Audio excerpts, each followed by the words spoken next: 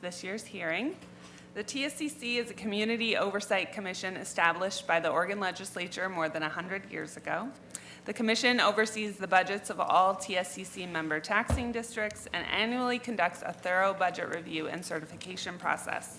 Additionally, the TSCC holds budget hearings like this one to engage with district leadership and provide additional opportunities for public comment before budget adoption. I'll now ask my fellow commissioners to introduce themselves and state if they have any business relationships with the district that could be perceived as a conflict of interest. 1, 2, 3. Oh, okay. Hi, good morning, everyone. I'm James Offsanky Him. I'm Vice Chair of the Tax Supervising and Conservation Commission. This is my 8th, and we are term limited to 2 terms, so my final year, I know, getting to have this conversation with you all. So thank you so much for being here and for the last 8 years of great community focused conversation. When I'm not here, I work at Oregon Health and Science University in IT, and I don't have any business relationships with the district that could be perceived as a conflict of interest. Good morning, Margot Norton. I am also in James's class, year number 8, term limited, so this will be my last budget hearing with the city. In my former life, I was a government finance officer. My last post was as the CFO at Metro, where Christy, one of your budget analysts, was in fact on my staff. In addition, I also serve as TSCC's representative to the City Arts Education and Access Fund Oversight Committee, but that should not preclude me from taking action on your budget. Thank you. Good morning, my name is Mark Wobold. This is my 6th year, so you guys will see me 2 more times. And when Margot leaves, I'll be taking her seat on the Arts Tax Oversight Committee. I retired last June, so but when I was working for Portland State University as their policy analyst in the president's office. And I have no business dealings with this district that could be perceived as a conflict of interest. And I'm Allegra Wilhite, Executive Director with TSCC. Toonie Betchart, TSCC staff. Thanks, Toonie. Again, my name is Harmony Quiroz. This is my 4th year with TSCC, my 2nd as chair. In a former life, I was a middle school math and science teacher. I currently work on K-12 science curriculum and assessment. And I have 2 small kids that are fastly approaching their last day of school tomorrow, so I'm relishing being with adults for a couple more hours. We'll start with, would the district, we can start anywhere. Representatives, please introduce themselves. I'm Tim Grew. I'm the Director of the City Budget Office. Hi, Christy Allen, Assistant Budget Director. Hi, Christy. Megas Maps, Portland City Council. Carmen Rubio, City Council. Ted Wheeler, Mayor. Renee Gonzalez, City Commissioner. Dan Ryan, City Council. Thanks, everyone. We'll start with introductory remarks from the city, after which we'll give an opportunity for public comment, and then we'll ask our questions and discuss the budget with you. So I'll hand it to you, Mayor Wheeler. Thank you, Chair Quiroz. I just want to say how sad I am that we're getting to the end of Commissioner Offsink's and Commissioner Norton's tenure. It's not only been enlightening, it's been fun. And I've really appreciated your service and the amount of time and energy you obviously put into this. This goes for all the commissioners, but since you're close to the end of your tenures, I just really wanted to say that, how much I appreciate everything you have done. Thank you. So, thank you. And I know you both have a lot of runway ahead of you, and it'll be fun and interesting to see how you spend your time. Thank you for your service. Thank you, Chair Quiroz. Good morning. I'm pleased to join the Tax Supervising and Conservation Commission board and staff this morning. Last year, the council adopted a budget invested in healing and building for the future of Portland. This year's budget builds on that same foundation, implementing the bold change Portlanders have called for within their city government as well as within the community at large.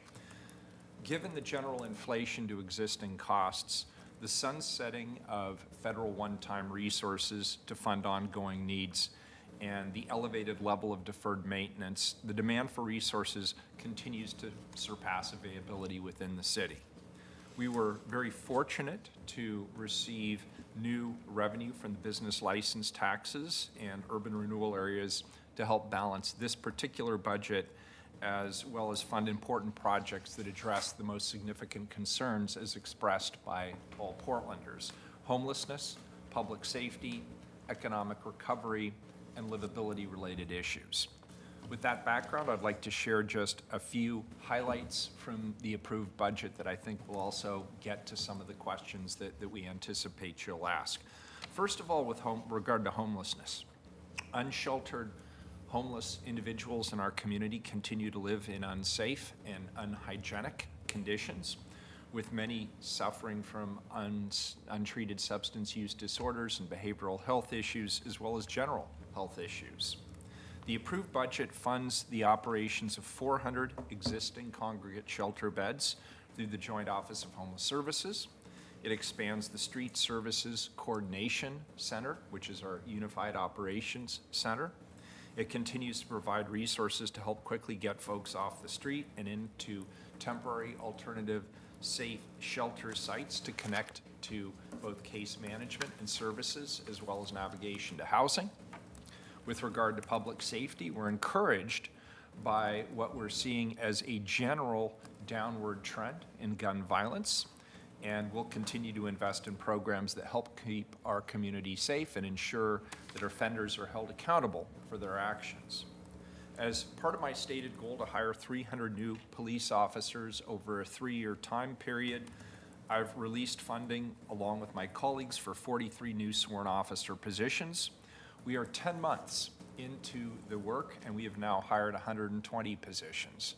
So while the original pledge for 300 personnel was met with some guffaws from some corners of the community, the fact is we remain well ahead of the curve in terms of recruiting and hiring.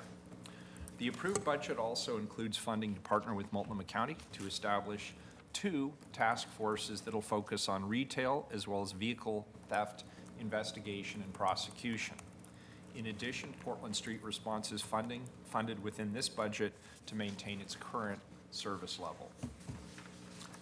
With regard to economic recovery as well as livability, obviously economic recovery in and of itself is somewhat dependent upon improved livability conditions across the city.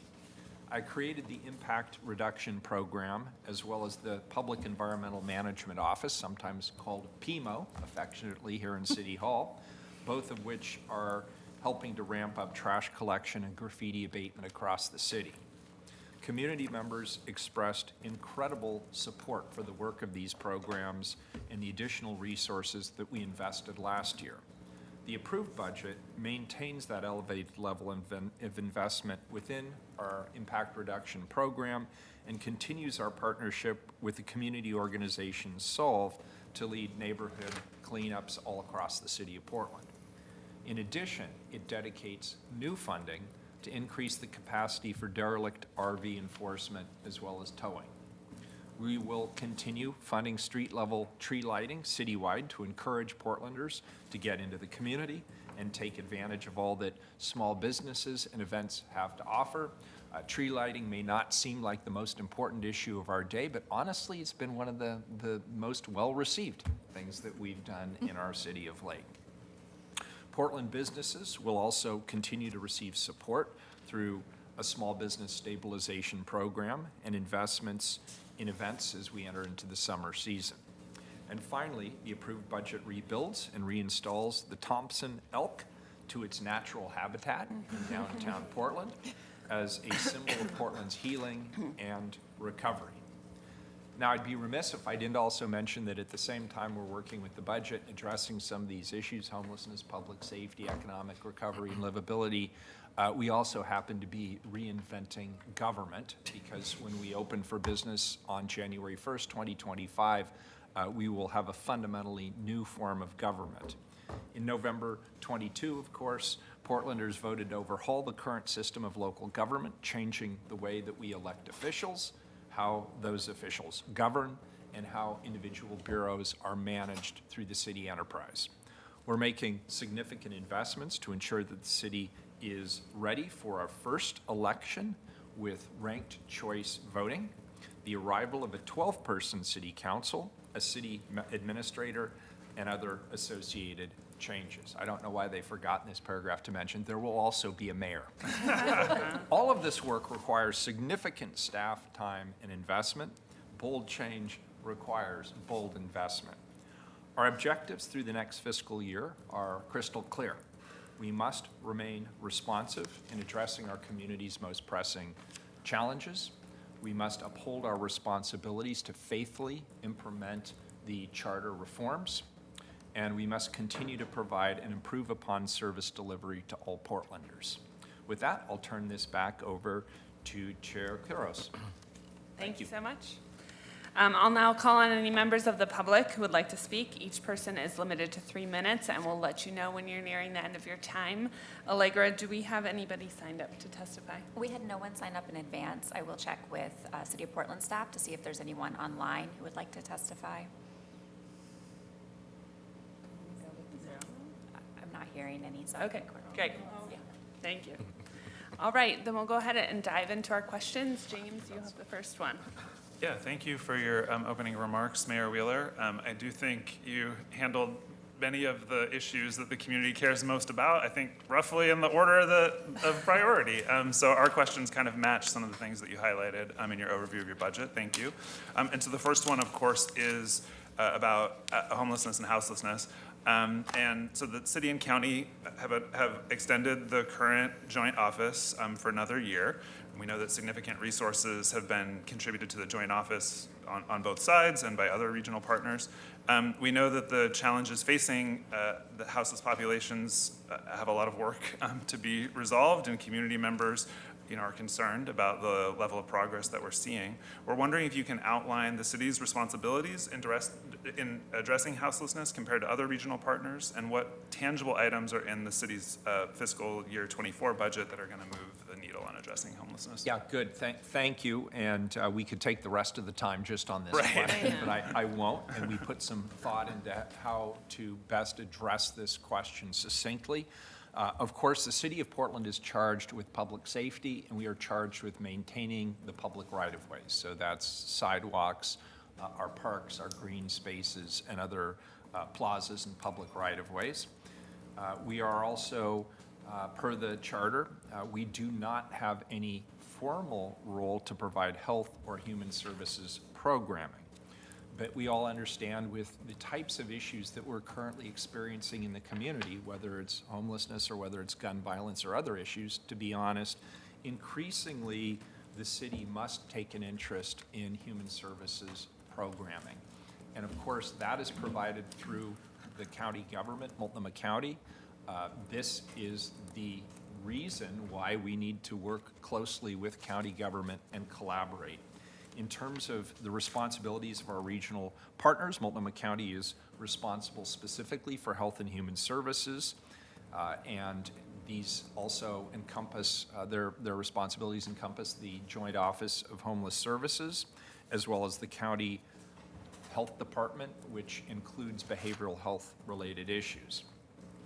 Then, of course, Metro has also been a regional partner. They've levied taxes like the Supportive Housing Services tax measure, the funds of which go to the county, and operates the RID program, which conducts trash and bulky waste removal. That's largely illegal dumping type operations. Though the service is not specifically connected to homeless camps, it can be used in those cases. Finally, the state oversees the Oregon Health Association and the Oregon Department of Transportation's camp and trash removal. The fiscal year 23-24 budget continues to invest heavily in services related to addressing homelessness.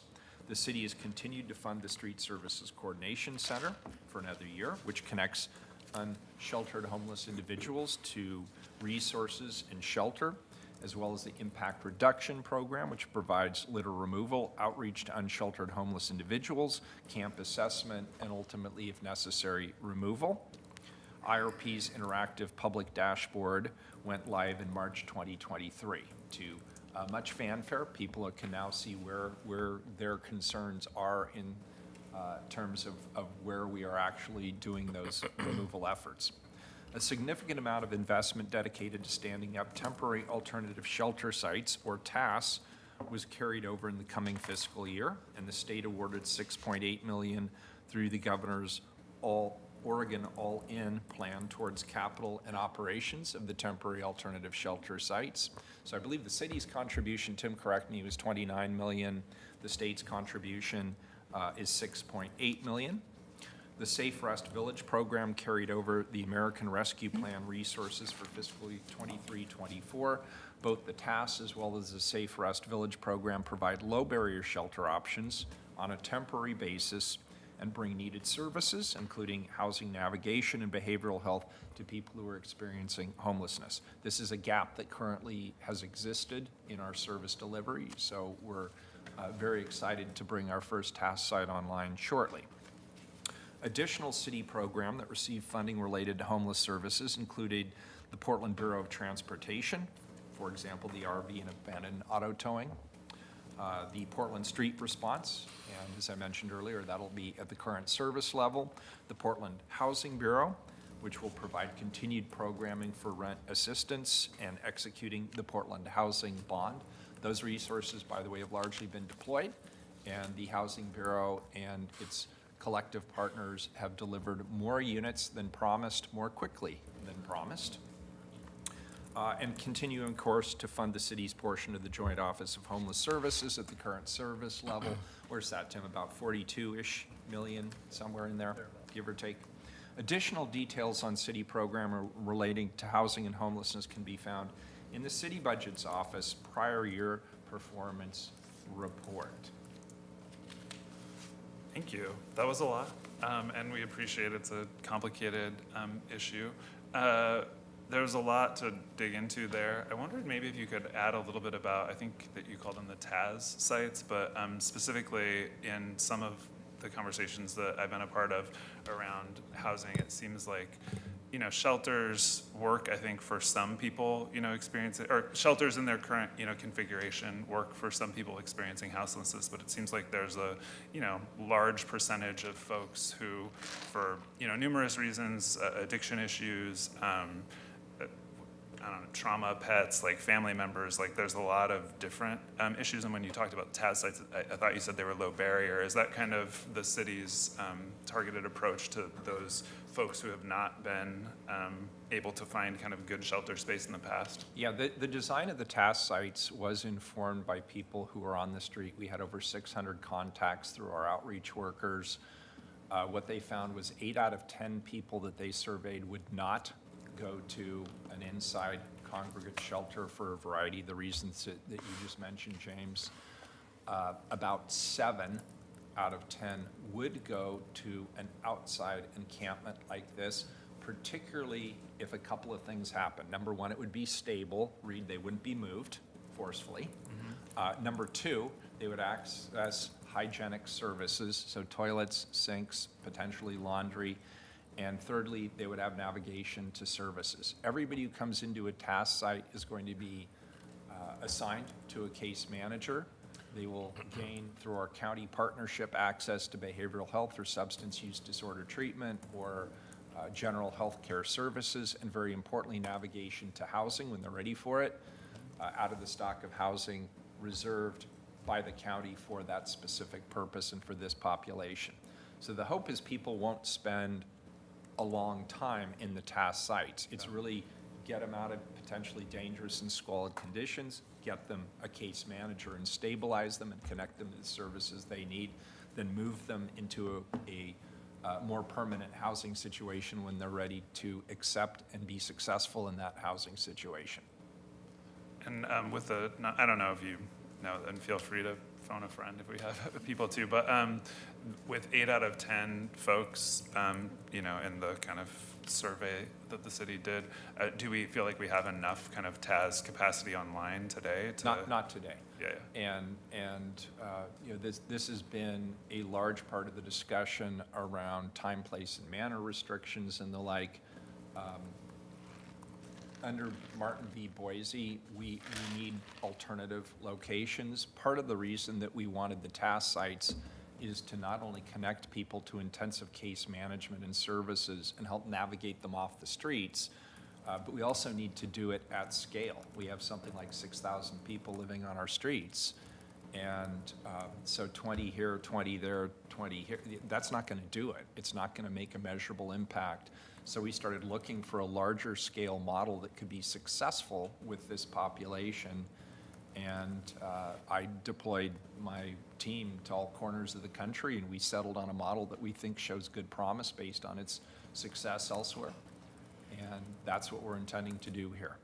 And the thing I really want to underscore is this is what people who are on the streets are saying they need in order to successfully navigate off the streets. Now, there'll always be some people who say, I don't want help and I'm going to refuse help and I'm going to set up my tent wherever I want. We're not going to allow that. And so really it's a choice between, do you want to move on to better conditions with the help we can provide or not? We're going to identify those who are ready and willing for that help. And the others will continue to enforce our right-of-way rules. Go ahead, Margo. Thank you, Mayor Wheeler, for your broad overview. It illustrates what we have been talking with you about, but in this budget season with the county, with Metro, you are the third one. We understand the complexities, the number of moving parts and pieces. So in choosing a specific question, we settled on a more specific discussion about the Safe Rest Villages, partly because it was an idea that the city conceived. There's been a longer ramp up than expected. The moving parts are illustrated in this. So I'd like to ask a couple of questions. One, just to make sure we're grounded in the right facts, some specifics, and then after we get through that, I'd like to talk a little bit more about the effectiveness. So in terms of the Safe Rest Villages, this is conceived by the city. Its operations are controlled by the joint office who hires the site managers, but the city has the physical assets. The city dealt with the siting, which turned out to be far more problematic than perhaps originally conceived. There are sites in operation, so we have something specific to talk about, but let's talk about what's still in the works, the rest of the sites coming online. The funding has been from the one-time dollars heavily, the ARP dollars. What future funding looks like for the remainder of the site. So could we start there with the Safe Rest Villages? Yeah, good. Thank you for the question. Before I turn this over to Commissioner Ryan to talk about some of the timeline and other issues, I can respond to your question about the ongoing funding for the Safe Rest Village sites. The Mayor's office is currently working with Multnomah County on exploring ongoing funding options for the city's established alternative shelter sites, including both the Safe Rest Villages as well as the temporary alternative shelter sites that we just discussed. And this also includes the governor's Oregon All-In plan, as well as Metro's supportive housing services bond measure. The city has already received some initial funding through Oregon All-In for our Clinton Triangle site, and conversations have been promising related to Metro's SHS funding. That, of course, funding stream goes through the county. Again, this is why we need to work closely and collaboratively with the county, since that funding stream does not go directly to the city. And I'll turn it over to Commissioner. Sure. Thanks for the question. Well, as I've learned, and I think all of us, when you're building something new and different that government systems have not put into a system that really did need an on-ramp from chronic homelessness to stability, it did take a little while. We had to bring along a lot of bureaus and then two big entities called the city and the county to blaze this new trail. And so I'm really want to always lift Charity Montez and her team at the Safe Rest Village staff. So as of May 2023, we have 5 Safe Rest Villages open with a total of 211 shelter units. Those Safe Rest Villages include the BIPOC Village, which is on Northeast Weidler, Queer Affinity Village in the Southwest NATO area, Multnomah Safe Rest Village, right there in Multnomah Village, Menlo Park on 122nd on Birdside Safe Rest Village, and also the Peninsula Crossing Safe Rest Village, which is at the cut in St. John's. Sorry, I grew up in those parts. That's the railroad there that is on right along in St. John's, kind of the defining neighborhood moment when you enter St. John's. The next two Safe Rest villages, Sunderland RV Safe Park and Reedway Safe Rest Village, are both tentatively scheduled to open next month in July. The Sunderland RV site park will be a joint operation effort between the joint office and their shelter operator, who has now signed the lease, which is Salvation Army. The Safe Rest Village team and numerous other city bureaus will also be in this partnership. This temporary outdoor shelter will provide case management, amenities, and mental and behavioral health services, like all of our sites, on site for those living in approximately 55 RVs. The Reedway Safe Rest Village will have a coordinated relationship with the joint office, but the shelter operator will report to the city's Safe Rest Village team, much like at Peninsula Crossing. This temporary outdoor shelter will provide case management, amenities, mental health, behavioral health on site to those living in approximately 60 units. And there's really good information on the site of the Safe Rest Village sites. So there's a recap of the services that are being provided. All right, so now we have a picture of what's up. Just as a quick question, last year when we were here, I think we talked about the difficulty in sourcing the physical structures because of competition all over the country for them, supply chain interruptions, inflation. Has that kind of worked itself out? Well, it did set things back quite a bit, but anyway, the deliveries were made and everything's coming in suddenly. I think what you'll hear in general across the country is that COVID-related supply chain issues have finally have dissipated. Exactly. Thanks. But I'm proud that we'll have 7 sites as opposed to 6 that we promised. All right, so we have a program started, difficulty is getting fully queued up. You don't necessarily control the operations of the sites, but for your partnership with the county and the management of the joint office. You mentioned case management on site multiple times, and that's an area that we have heard great concern from the community about how effective these sites are running. On my local news, I see the same 2 poster candidates seem to be favored by the local news services. There's a woman who expresses great appreciation because she feels she has a safe place now and she can actually sleep at night.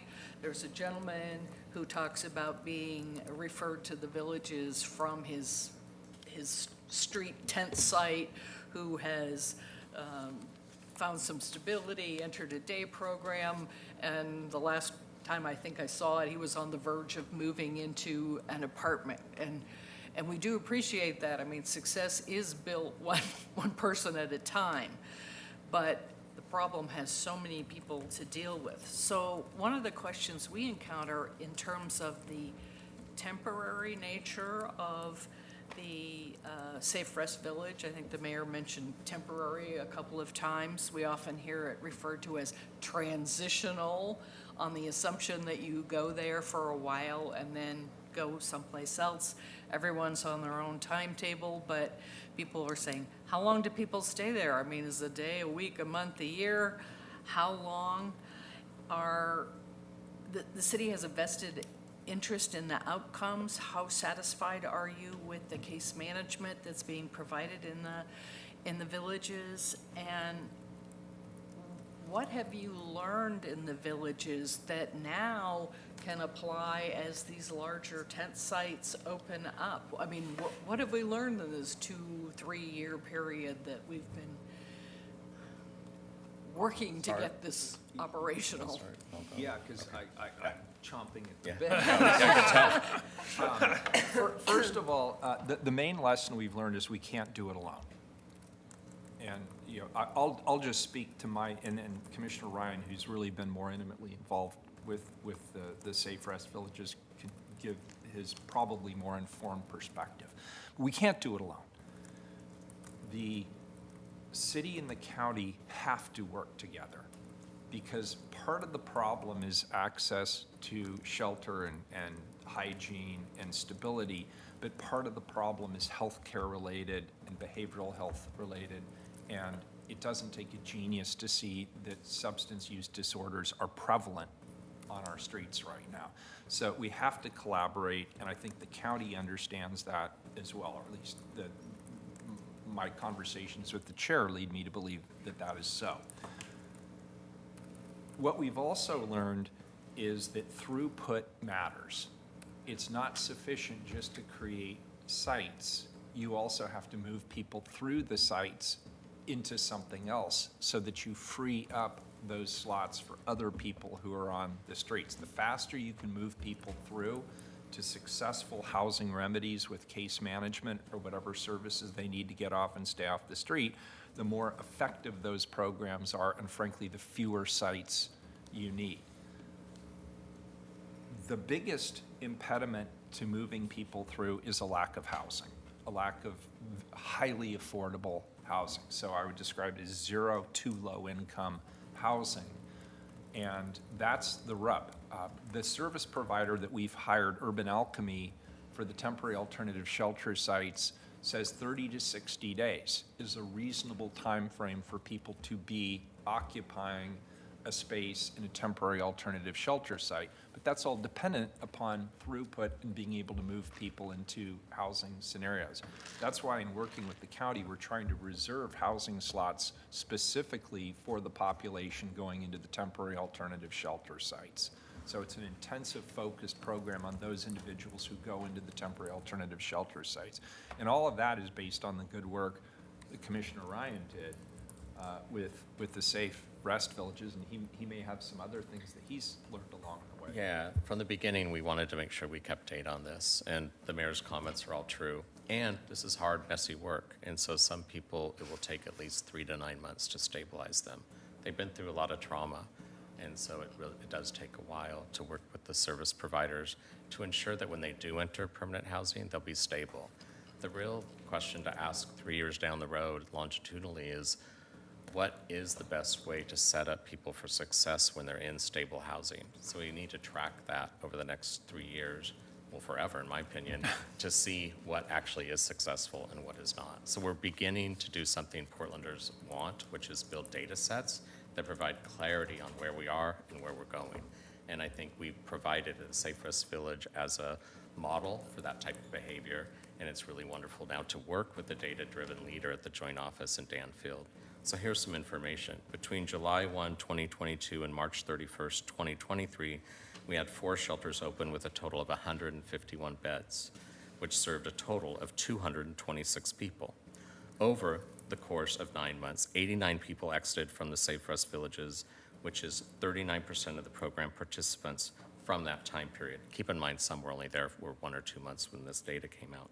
Of those 89 people, or 48 of them, 54% moved into temporary or permanent housing. And we have a dashboard that's really easy to locate when you go to the site, and we'll be tracking that monthly. So the Safe Rest, it's updated quarterly actually, and contains robust information about the villages. For example, the tables show an exit destinations of the 89 people that we noted above. The majority, thank goodness, did go into permanent housing. Some wanted to go back out on the streets, and some, and that's a much lower number at 19. And then some needed some institutional settings, and that most of them was mental health connections.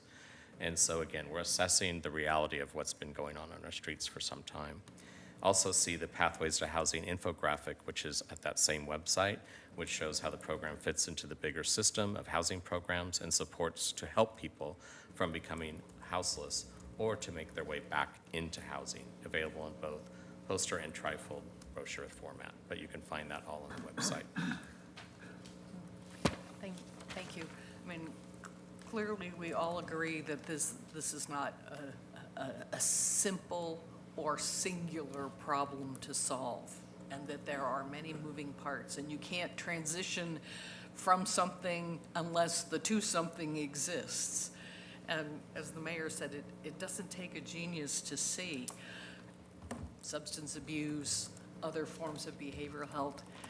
I think that that's what we hear from the community, that it didn't take a genius to see that last week, or last year, or 3 years ago, or 5 years ago. And so we have parts of pieces and parts of transitions. We did bonds to expand affordable housing. We did supportive housing measures to bring more human service, health services, behavioral health services, and yet we haven't quite got the cogs moving in a smooth pattern yet. And this is what people are asking If I could just add. you Commissioner- for. Yes. What do you say to them? Well, what I would add is that if the local news would follow up with the sites that have been open for some time, they would interview neighbors that say the area looks much, much better than it did prior to the Safe Rest Villages being in operation. The one that currently just opened at Peninsula Crossing is very complex. It was a site where a lot of illegal activity was taking place. Many neighbors have said to me they haven't used the amenity called the Peninsula Crossing Park and Bike Trail for years, over 5 years because of this. So the real testament will be here in about a week when we reopen the trail, and hopefully neighbors and families can once again use that bike path, and they can live and they can use that next to the Safe Rest Village. But we took an area where people were relocating, the people who were in those sites. Many of them moved into the Safe Rest Village. Some didn't want that type of services at this time, and so that's the complexity. We do have police and working with the Street Service Coordination Center. Again, we can't do this alone. Having those systems all in place when you open a site is really key for them to be on high alert the first 2 weeks. Do we keep learning as we go? Absolutely. Do we keep learning from our mistakes? That's called life, and that's called leadership. And so we keep learning and getting back up. But let me tell you, the Peninsula Crossing location and site was the most complex of all of them so far. And so I'm really thrilled with where it's going today. And I would love it if the local news would follow up with a story this week. Yeah. Thank you. We're going to shift focus for a moment to staffing. And Mayor Wheeler, you mentioned that you'd had great success hiring police officers. And this budget, you have money for an additional 43 FTE for new police officers. We often talk about the challenge in recruiting sworn police officers. When I was at Portland State, that was a challenge for us. And we'd like to know, has anything changed in how you go about finding and hiring these police officers, and what are your current vacancy rates? So the fiscal year 22-23 adopted budget includes a budget note that directs the Portland Police Bureau to do two things. First being to retain the 43 unfunded police officer positions, and the second being that they bring forward a budget proposal to add back the funding for those positions once the number of sworn vacancies drops below 40. The fiscal year 23-24 approved budget restores funding to the Bureau for those positions, but we have a number of vacancies and retirements. I believe the number is 77 sworn vacancies, so those dollars aren't required yet, but when the level drops to that position, those funds will be available. Our recruiting and hiring situation has been improved for a number of reasons. Number one, I think things have settled down since 2020. The Portland Police Bureau, according to the officers I speak with, is still seen as a good place to work. Our benefits and salary package is competitive. It's seen as an innovative bureau, one that people would like to work for. Portland is a place where people would like to live.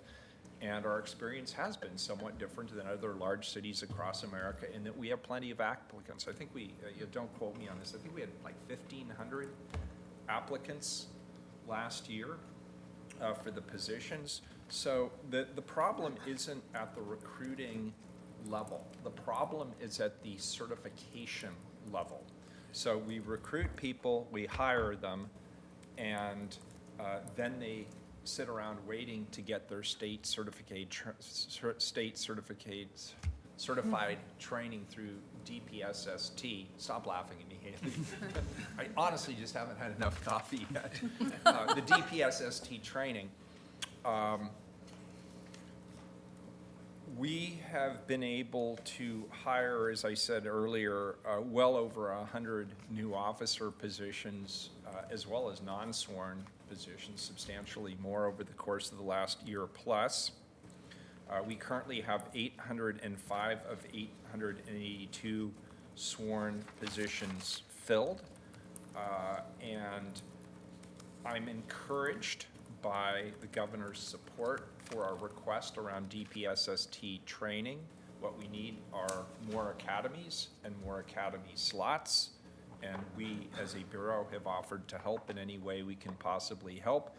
But at this point, the question of whether or not that DPSST training capacity will be increased is in the hands of the legislature, which is currently stalled. So we were under the impression that you had a training program that was DPSST certified, and we were very interested in that. When I was at Portland State, we had the same challenges. We would, unless we hired retired city police, and we had to train up new folks, it was the same thing. They were not able to patrol for a year, up to a year, you know, and it really slowed things down. So do you have a DPSST training program? So Commissioner Wobble, let me get to something you hit on first, because it's sort of like the dentist poking the nerve in the back of my tooth. Here's what happens when people are sitting around waiting for their certification.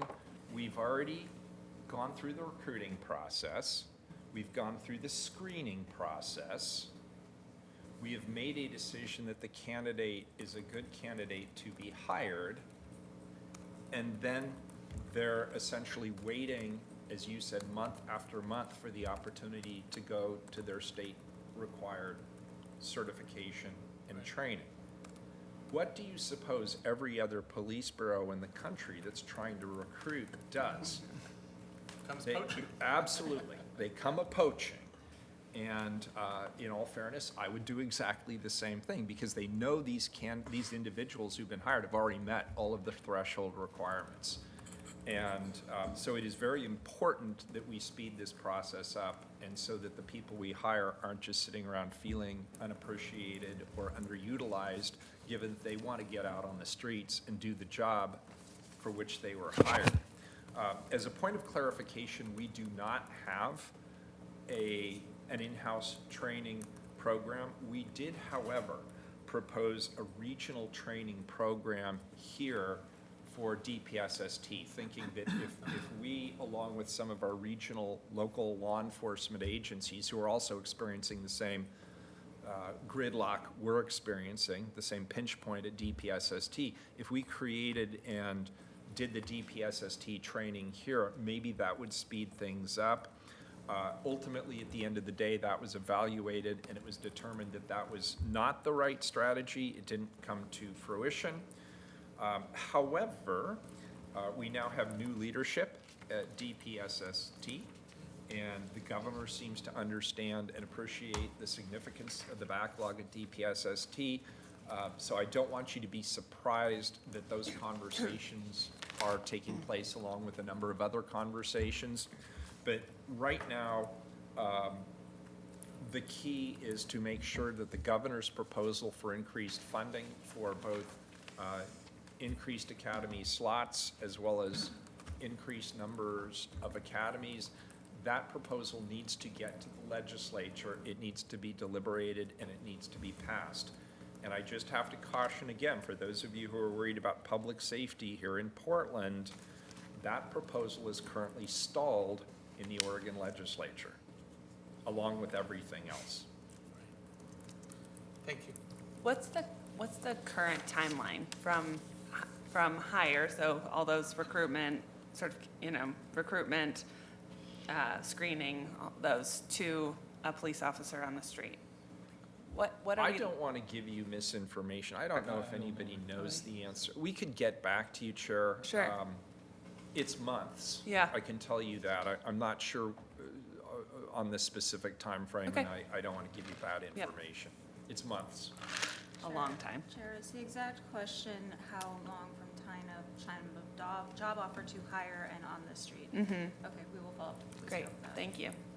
Okay, I think continuing on that kind of the same theme, we've heard about over the pandemic, the increasing rates of gun violence, and then maybe a start of a decline this year.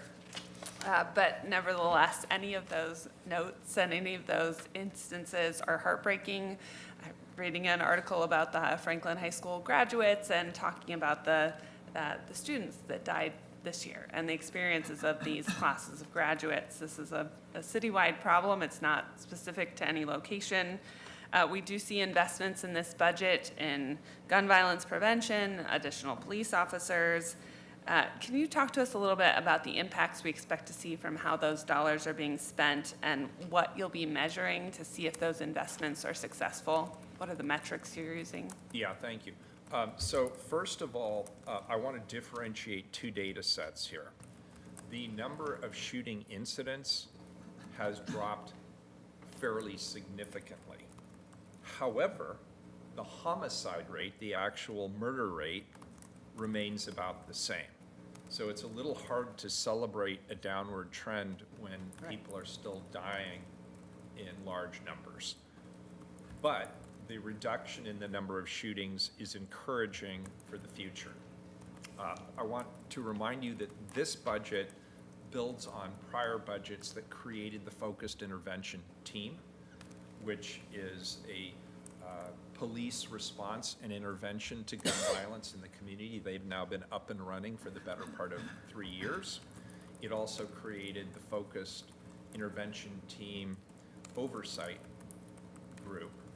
And that is a group of citizens who work alongside that team to make sure that they understand how recruiting is taking place, how things are operating, and make sure that there isn't any implicit bias in the way that that team does its work. We also stood up the Enhanced Community Safety Team. This is a group of investigators who focus specifically on gun-related crime to make sure that we hold people accountable who are engaged in these types of activities. And looking just at the last 2 years, the city has made historic investments around gun violence through the Safer Summer PDX program in the Office of Violence Prevention. We've doubled the number of street-level outreach workers interrupting and preventing violence from happening. We call these credible interveners. So in addition to the law enforcement efforts, we're making efforts within the community to reach out to those who are either involved in or impacted directly by gun violence. We have partnered with Cure Violence Global to assist in both training and applying their proven framework to support this work and strengthen both data collection as well as reporting mechanisms so that we'll have increased transparency to the public. We've partnered with the National Institute for Criminal Justice Reform to launch what we're calling Portland Sees Fire, which will unify the efforts of the community, government partners, and law enforcement to directly engage with those at the highest risk of either perpetrating or being impacted by gun violence. And finally, we've partnered with the Gun Violence Research Team at OHSU to evaluate our efforts to make sure that the dollars we're spending, the programs we're putting into place, have the most efficacy possible.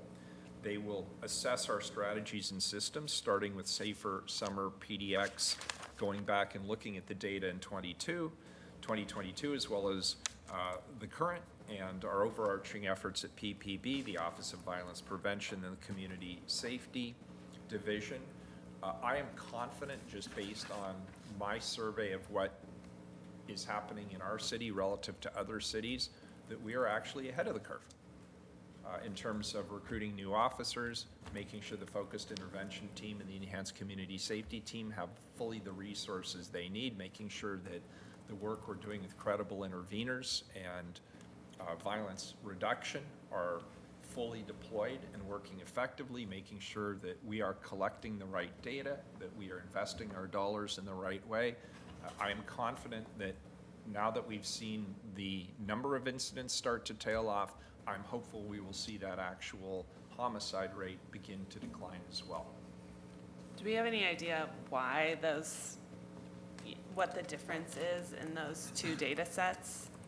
I mean, I'm sure we can make hypotheses about why the incidents of shooting are down, right? But some of it due to pandemic recovery and people being more engaged in general. But why that homicide rate continues to maintain? You know, you'd think there'd be a direct kind of correlation between the two. Do we have any ideas of where that's coming from other than So we're working on it? I only have anecdotal information, and anecdotally, what I'm hearing from the police is the types of firearms being used are getting more lethal. You know, people are using Uzis now, whereas before they might have used a handgun. So they're truly spraying the scene with bullets, and we're seeing large-scale magazines that are attached to what I would colloquially describe as a machine gun, and those are becoming the weapons of choice. They're just far more deadly and dangerous to bystanders as well. Okay. So as part of, you talked mainly about thank you, I mean, that is helpful, and I had Yeah. a similar kind of question, and you talked about community kind of interventions, like the credible interveners. Is the city also kind of focusing on how to disrupt like a pipeline of those more dangerous weapons entering the city, or is that? Yes. Yeah, we have good partnerships. I'm very, again, I don't do the work personally. I'm an elected official, and there's people who actually do the hard work related to this. But the partnerships with our federal partners are, I believe, as strong as they've ever been. And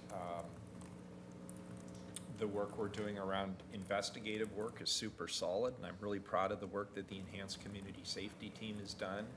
The Focused Intervention Team has really stepped up its efforts and been highly successful. And now when we put that alongside the credible interveners and the community work, from my perspective, that's a recipe for success. Now, there's another question you didn't ask that's really interesting to me, and I'm hoping the folks at OHSU or elsewhere might be able to help me out. I got asked by a reporter the other day, I think one of the better questions I've been asked, because it's just something I can't necessarily untangle. Portland saw its gun violence escalate. At the same time, we saw national trends in other large cities also escalate. And there's a lot of social scientists out there hypothesizing why that might have been the case. And now we're starting to see nationally a tapering of some of that gun violence. The question is, does what we're doing at the local level make a difference? Or are we simply blowing in the winds of national trends? I think it's a combination of the two, but I don't know to what degree. And it would be really interesting to know how much impact do our local programs have in these trends that seem to be happening to cities almost in lockstep. I'm not going to wait to find out. We're going to continue to act and do the things we need to do at the local level to hold people accountable who perpetrate this kind of violence on our streets. I'm encouraged, based on what I've seen in other cities with the credible intervener programs, that can truly make a difference. But the data collection here for me is really important. And I don't want to overlook the lives lost or the families or the impact this has on individuals, but we really need to understand the hydraulics of how this all works and what role we can best play to address and stop the gun violence on our streets. But I think it's a combination of the things we're doing. Stopping people before they start, holding people accountable who perpetrate it, following up with good investigative work, and intervening to prevent future incidents of gun violence or retaliation, because we know retaliation is a big part of what we're seeing on our streets. Okay. Go ahead, Margo. I feel like we need to take a breath here before we change topics because it seems so abrupt. When I joined the TSCC, the first budget I looked at was the 16-17 budget. And at that time, I think it was, I don't even think we'd gone to PBOT at that time. I think it was still the Department of Transportation and Parking. And its budget then was about 200, I looked it up, 214 mil. And now the appropriation that we have in your schedule and the operating side is like is about double that in the 8 years that I've been here. And yet, now we're reading PBOT is on the cusp of a financial crisis. I mean, we know that some of the prior revenues, like gas tax, was always steadily increasing, and we increased the tax on gas, and people were still consuming, and now that has turned a curve. Giant competition for major infrastructure repairs to major bridges and major highways, and what is the long-term strategy for Portland transportation? Mr. Mayor, if I may jump in here, why don't I try to address this question? Number one, thank you for this question. Again, folks, my name's Mengus. I'm your commissioner in charge of, amongst other things, PBOT. I think I got this portfolio at the beginning of 2023, and of course, in my 2 years on council, I followed the transportation space very closely, but I will share with you in the 6 months or so I've had this portfolio, I have learned a lot, and frankly, a lot of what I learned has been very disturbing. As you correctly pointed out, Commissioner, PBOT is in a financial crisis, and the nature of this crisis is essentially a perfect storm. As you pointed out, PBOT receives significant funds through our gas taxes. We have a virtuous problem here in that cars are becoming more efficient. I'm sure there are plenty of people in this room who probably drive electric cars and therefore pay no gas taxes at all. In order to support our climate work, we want to get people off of fossil fuels. However, since we're so dependent on fossil fuel taxes, this is a real challenge for us. Then we have another sort of perfect storm in the PBOT space. We receive a significant portion of our revenues from parking meters in our parking garages. And then, of course, we had COVID come along, which fundamentally restructured the way people organize their work. If you're ever downtown on a Friday, you will not have a challenge finding a parking space, which is a good reason to come downtown on Fridays, and I encourage Portlanders to do that. But the absence of parking, at least 2 or 3 days a week, hits PBOT's bottom line, and hits PBOT's bottom line in a really profound way. So now I'm in a situation where, looking at the next couple of years, I need to cut about $32 million out of PBOT. If you take a look at this, we're talking, that's about 25% of our core services, our kind of maintenance stuff. Here's something else that makes this problem even more challenging to manage in the short and medium term. Essentially, these funds, the gas taxes and the parking revenues, comprise our general transportation revenues. These are essentially our discretionary resources, our most flexible dollars. If you take a look at the entire size of my general transportation revenue bucket, I got about $146 million in that a year. Now, I describe this as being our discretionary pot of money, but unfortunately, in many cases, there's not a lot of discretion here. Why? Well, of that $146 million, about $60 million is already committed to things that I just have to pay for every year. Things like debt service on the Selwood Bridge. I also have to build ADA curb cuts to comply with federal law. So we're now in a situation where, if you take the total size of my general transportation revenue funds, again, that's $146 million, plus subtract out the $60 million that basically is going for debt services and complying with lawsuits that we essentially lost. I'm now trying to cut $32 million out of a pot of about $86 million.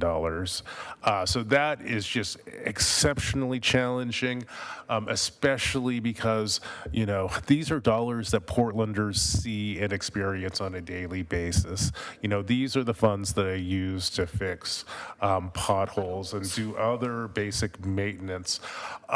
So it is a profound and frankly very visible problem, which is why one of the first things that I did when I got to the Bureau was I got my staff together and said, hey, obviously we have a fiscal crisis here. We have to do something.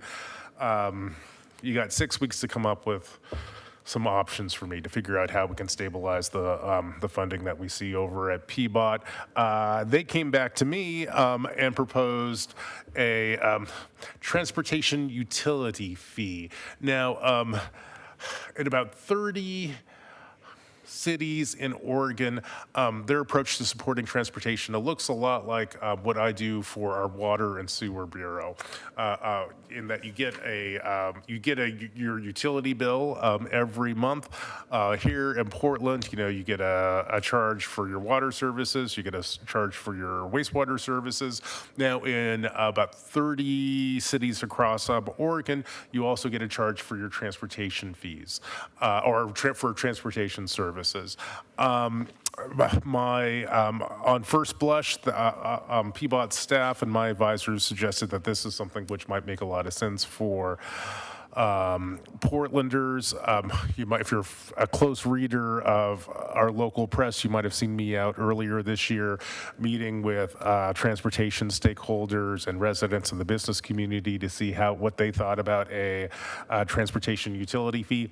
And I will be frank with you, there was not a lot of hunger for a new tax out there, even despite the fact that, Portlanders consistently say that transportation is one of their top priorities, given the challenges that we face as a city right now. I didn't see a lot of or sufficient support for the transportation utility fee to keep moving forward, but we are still looking because this is not a looming crisis in terms of the economics of PBOT. This is an unfolding crisis. I am going to have to cut services and staff in this space next year, the year after that, the year after that, until we resolve this problem. We are going to be in a situation of decreasing services in one of our most critical spaces. So ideas that are still on the table in this space might include using a portion of the utility license fees revenues that's come in. Basically, we have the right of way. I'm kind of your public works guy, so I'm underneath the streets. I got my water pipes, my sewer pipes. You also have cable franchises and whatnot who pay a certain amount of money to the city in order to use these spaces. Those fees bring in about $90 million a year. Now, in the past, one of the ways Portland has funded its transportation services is to dedicate a certain amount of utility fees to support transportation. So, for example, if you went back to 1988, about 28% of our franchise utility fees went into transportation. Today, 0% of our right-of-way fees go to support transportation. I think that's something that this council needs to look at and think about. And indeed, I think if you talk to folks in the transportation community, there's a growing consensus that this is something that Portland should revisit. This is a best practice that we moved away from for a long time ago. And especially now we must maybe kind of revisit that decision. Another option, and this is one of the challenges with the Bureau, is that the PBOT does a lot of climate work. We do a lot of work to try to get people out of your cars and fossil fuel onto buses, onto bikes, walking and whatnot, which is a necessary mission to embrace if we're going to meet our climate goals. I think here in the Portland metro area, about 40% of the carbon in the air comes from fossil fuels that we use to get people from one place to another. PBOT has embraced that mission. On the other hand, we also have new players at the table, like the Portland Clean Energy Fund, who is interested in this work. And moving forward, there might be some possibility of closer collaboration with the Portland Clean Energy Fund to help supplement some of the climate work that we do. That would be most helpful. But I also want to tell you, there is no magic bullet. There is no universally agreed upon fix for this. This is literally some of the most important work that this council will be doing over the course of the next, I wish I could say a year, but I suspect it's going to be a couple of years while we pull this together. But in order to avoid being in this exact same position next year, certainly as a council come together to pass our final budget as a council, I'll be talking to my colleagues to see if there are what options are palatable that we could move forward with. It's worth noting that Portland is not alone in these challenges. However, I don't think the fact that this is a common problem across the transportation space makes that much of a difference. If your sidewalks are non-existent, if you're driving and popping tires and potholes, if you, I didn't even mention the sort of dramatic increase in traffic fatalities that we see in Portland. We have to do better in this space, and unfortunately, we are underperforming here and will continue to underperform until we figure out the next financial model to support Portland's transportation needs. Thank you. I just observed that the majority of our conversation here has been on the revenue side, and my suspicion is that we may also need to spend some time addressing how we take on the work. If you are truly in a fiscal crisis, you need to look at both sides. But thank you very much. Absolutely. And let me underscore that I did, in terms of resolving this, we need to both, because gas taxes are going down, and I think work is being reinvented, like our current financial model for funding PBOT is broken. At the same time, one of the things that is just inevitable at this point is that, at least for 2 years, PBOT is going to be reimagining and, frankly, reducing the amount of work that it does. There's just no way to avoid that, given where we are today. Thank you. Sure. We're going to switch gears again. The city's budget covers a lot of areas. We noted in this budget that it includes rate increases for water and sewer. Yeah. Although less than originally proposed. And we know infrastructure is aging. These are similar issues to what you're talking about in terms of transportation. We also know that while water use may be down, conservation is great. There's a certain cost of doing business. We talk to a lot of small water districts. We look at the budgets of all the Multnomah County water districts. We see those same issues occurring there. Can you talk to us a little bit about what residents should expect in terms of, current increases, but future increases as well, and how you're using an equity lens in that work, what you're doing to mitigate those effects on lower income residents, and which speaks kind of to the livability and the affordability of Portland in general. Sure. Mr. Mayor, this is my portfolio again, so maybe I can take the first cut at this. You're absolutely correct. Again, Mengus, I am the commissioner in charge. In addition to PBOT, I also have the Water Bureau and Environmental Services. As your question astutely points out, if you take a look at our rate forecast for the next 5 years or so, we anticipate rates going up at a fairly regular pace.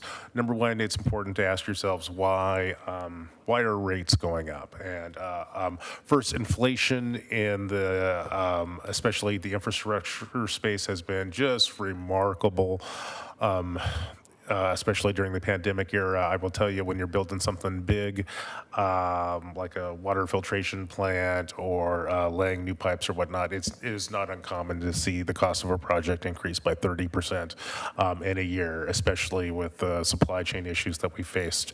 Another challenge in this space is that water and stormwater are tightly regulated by the federal government, so we don't really determine our fates in this space. Rather, we are complying with rules from the state and the federal governments. Also making things more challenging here.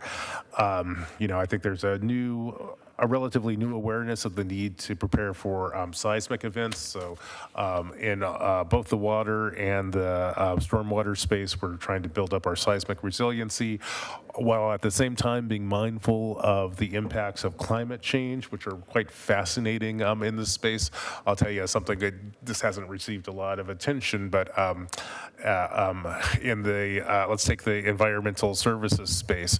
So one of the things that we do is we manage stormwater that comes in, and one of the things that we're seeing is as our climate changes, like Portland is developing microclimates, so it might just rain very heavily, literally in one census tract, and not so much in other spaces. And these are relatively new developments, which frankly earlier models didn't pick up on. And of course, at an even broader level, one of the core missions for both water and environmental services is to protect public health. So those are some of the cost escalators that we face. It's even more challenging if you take a look at the footprint of water and sewer. We're talking about two bureaus that are in control of about $47 billion in assets. So these are pipes and buildings and whatnot that we have to maintain. Again, these are aging. We have, our wastewater treatment plant basically comes from the 1950s. I spent about $2.9 billion. I think over the next 5 years, we're expected to spend about $2.9 billion to maintain all this critical infrastructure. So given all that background, what should you expect in terms of rates over the coming years? Well, in the budget that we will adopt in the next days, if not weeks, here in council, so for fiscal year 23-24, utility rates will increase about 5.4%. Moving forward after that, 2024-25, we expect rates to increase at 6.32%, 25-26, 6.34%, and in fiscal 26-27, we expect rates to increase by about 6.46%. So from basically today to 2027, you can expect utility rates to increase from, let's say, 5.5% to 6.4% over the next 5 years for each year. I recognize this is a burden, especially for some of our low-income Portlanders, which is one of the reasons why one of my priorities as your utility commissioner has been to put together a continuum of programs that helps low-income Portlanders pay their bills. So, for example, we have utility bill discounts for Tier 1 and Tier 2 families. So depending on your income level, we can bring down your utility rates quite significantly. We also have a crisis assistance program. So if there was some new intervening variable in your life, a sickness, fire, whatnot, loss of job, we will work with you through our crisis assistance program. We also have a utility safety net program where we'll work with you to make sure that your water stays on, and we can kind of waive fees on delinquent charges, and we can waive, and we can set up both a financial assistance program and a payment program. I have a water leak assistance program, so if you should be low income and you discover that you have a leak in your walls or whatnot, we can come in and help you pay for that. I have a Clean Rivers Award program, so if you can figure out a strategy, and we can work with you on this, to manage stormwater on your own property, I can give you a break on your sewer bill. Of course, we always offer payment plans too, so if you need some time to spread out your payments, we can do that. And then, and this is something which I'm very proud of, that we got my colleagues on this council embraced this year. You'll see it for the first time in our new budget. We have our RAMP program, our Regulated Affordable Multifamily Assistance Program. Now, one of the weaknesses of the utility assistance programs that we've had here in Portland is that they have, for the most part, focused in on single-family homes, and that basically comes down to the fact that you have a water meter on your single-family home, so I can figure out how much of our product you're using. It's much more complicated if you live in a multifamily situation to figure out who has what. Our RAMP program is our first attempt to try to get around that, so we're working specifically with low-income folks who live in apartment-type situations. We'll be able to offer an annual discount that should save, Portlanders who participate in this program about $325 a year on their combined utility bills. I'm very excited about that. We'll actually be able to serve about 22,300 households through this program in the next year or so. Very exciting. So I think the bottom line here is that even as some of our costs continue to increase, number one, we're doing everything we can to bring these down, and number two, we're actively working to make sure that Portland's most vulnerable residents can continue to afford to pay their utility bills, and we'll offer you discounts where we can. Moving forward, I think the next frontier in this space is really to do a better job with folks who speak English as a second language or don't speak English at all. We do a lot of evaluation of who's participating in our programs, and I think a consistent weakness that we see is that folks who are non-native speakers, I think, often have trouble accessing our program. So we're really leaning into that for the coming years. And of course, we'll also be working with our state, local, and federal partners to try to get more resources in here to support low-income Portlanders, and we'll be looking for loans and grants and anything else that we can to bring down the cost of just providing these core services. Thank you. Thank you. In light of time, I think we'll hold follow-ups, commissioners. And James, I'll hand it to you for the Sure. So we saw in October that the council made changes to expand the spending options for the PSEF, the Portland Clean Energy Fund, to help get those revenues out the door. We wanted to understand an update on how it was going, and if you were planning on seeing a near-term substantial spend down of the money. Great, thank you for the question. In October of 2022, Council made significant code changes, as you mentioned, to improve how the Clean Energy Fund operates. And so next up is the Climate Investment Fund, which was a direct result of those changes. We call it, for shorthand, CIP, which was directed by Council and will be coming to Council for approval in September of 23. And that plan outlines the funding allocations and implementation timelines for projected spending down of the fund between 2023 and 2028. And that will be across 7 categories that is outlined in the CIP. And some of this information exists within the draft, which can provide more in-depth overview of the fund balance, the incoming revenues, and the spend down over that duration. And as a part of the October 2022 code update to PSEF, the program is also required to develop a 5-year climate investment plan that defines program outcomes, performance measures, and all the allocations. That includes original funding areas to make sure that we're holding ourselves true to voter intent, which was outlined in the voters pamphlet for Measure 26 201. And if you look at the CIP page 12, that describes in-depthly the programs and accountability systems to ensure that the funds are spent in alignment with the plan and with the code. And additionally, each funding area has defined outcomes and goal measured per CIP item. And this will enable us to better track data and outcomes clearly, and also enable staff the flexibility that they need to hold to voters' intent while being responsive to the community as the climate landscape and capacity changes over time.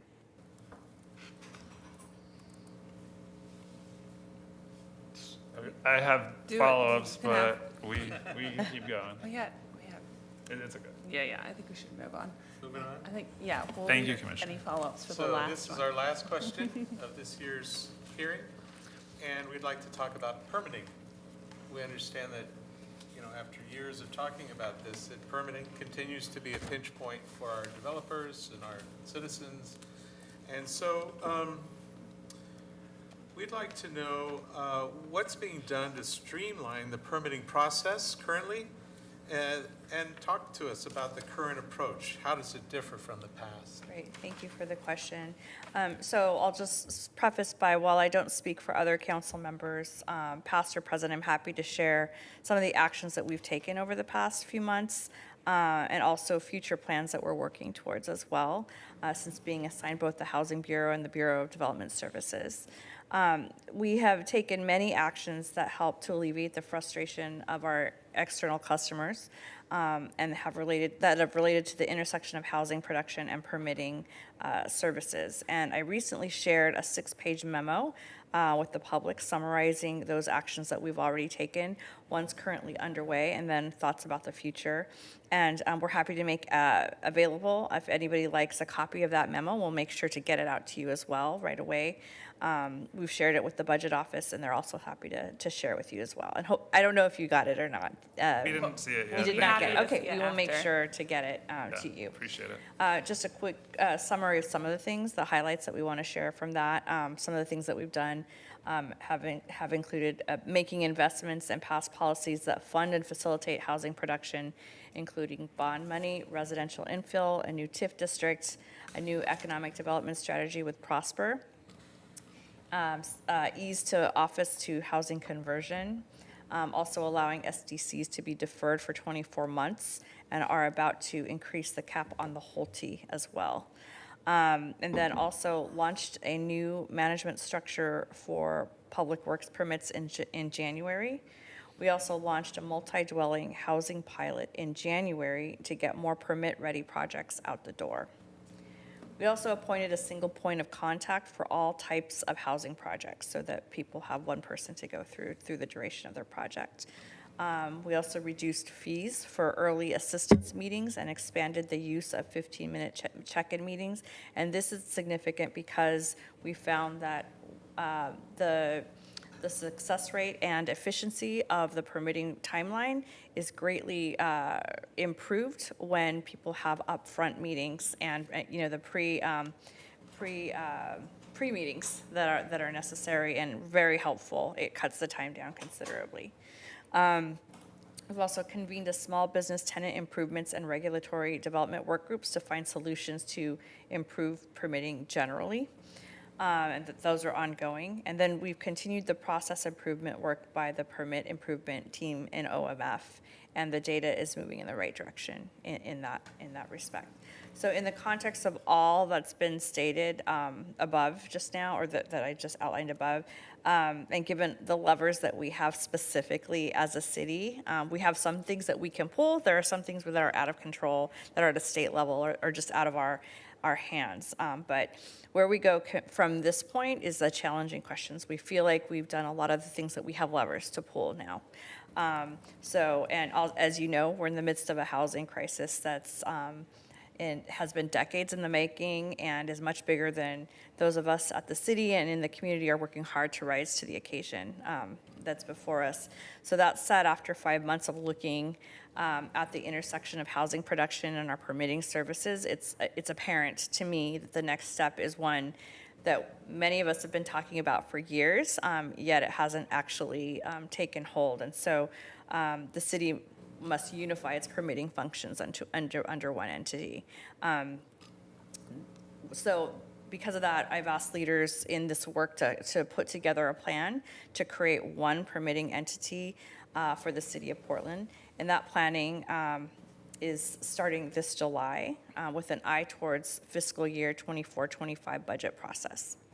And before those budgets are submitted, we need to develop the organizational chart and identify funding streams. And our goal is that it comes July 1st, 2024, that when it comes to that time, the city has a unified permitting service entity. And this decision really is a result of considerable and numerous consultations, exploration. My staff has engaged in numerous bodies and committee work, permit improvement task force spaces, explored other ideas with BDS and other bureau leadership, as well as the infrastructure team manager, and is in conversations with various other elected officials, both locally and at the state level. And we did explore many other incremental options, but in reflecting on how many years that the city has been trying to solve this problem, and in the context of charter change, it's clear to me that unification and adequate, stable resourcing of these functions is the next step that makes sense for the city. So our proposal will be in development over the coming months. We'll be sure to follow up next year. Great. I think with that, and given the time, we will end our questions and say thank you so much to all of you for your candor and thoughtfulness. The city faces not simple, but very complex problems, but that Portlanders are facing on the ground level every day. So we appreciate your work and your candor with us, and look forward to seeing all of these budget actions in action. So with that, I will close the hearing and open a regular business meeting of the TSCC. Commissioners, do you have any other comments on the budget? No? Allegra, can you please share the staff recommendations for the certification letter? I'd be happy to. And I would like to start by commending staff for a very thorough and informative budget process and budget document, from the written city budget office reviews to the presentations and the public hearings held. We know it represents an immense amount of work, and we truly appreciate all of that is done for that. Additionally, we'd like to share appreciation to staff for the continued partnership between TSCC and City of Portland staff.